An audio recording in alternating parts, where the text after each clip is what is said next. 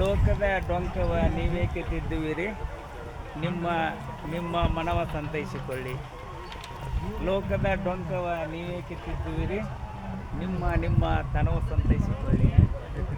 ನೆರಮಣಿಯವರ ದುಃಖ ಕೇಳುವವರ ಮೆಚ್ಚನ ಕೂಡಲ ಸಂಗಮ ದೇವ ಎಂಬಂತೆ ನಾವು ಈಗಾಗಲೇ ಸಂಘಟನಾತ್ಮಕ ಹುಗಾರ್ ಸಮುದಾಯದ ಒಂದು ಸೇವೆಯಲ್ಲಿ ಪರರನ್ನು ದೂಷಿಸದೆ ಎಲ್ಲರನ್ನೂ ಒಂದುಗೂಡಿಸುವ ಒಂದು ಕಾಯಕದಲ್ಲಿ ನಾವೆಲ್ಲ ಬಂದಿದ್ದೇವೆ. ಈಗೂ ಸಹಿತ ನಾವು ಬೆಳಗ್ಗೆಯಿಂದ ನೋಡಿದೆ, ಬೇರೆ ಬೇರೆಯವರು ಮತ್ತು ತಮ್ಮ ಒಂದು ಅನುಭವದ ಪ್ರಕಾರ ಹೇಳಿದ್ದಾರೆ.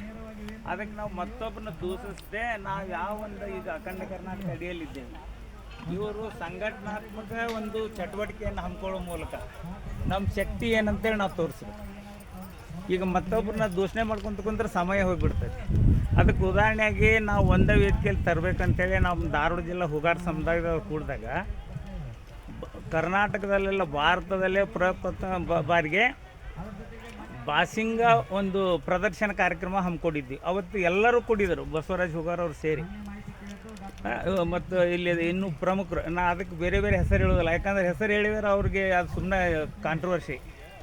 ಅದಕ್ಕೆ ಅದ್ರ ಜೊತೆಗೆ ನಾವು ಒಂದು ವಿದ್ಯಾರ್ಥಿಗಳಿಗೆ ಮಾಸ್ಯಾಸನ ಕೊಡುವಂಥದ್ದು, ಈ ರೀತಿ ಒಂದು ಚಟುವಟಿಕೆಯನ್ನು ಮಾಡುವ ಮೂಲಕ ಅಖಂಡ ಕರ್ನಾಟಕದ ಶಕ್ತಿಯನ್ನು ಪ್ರದರ್ಶನ ಮಾಡೋಣ.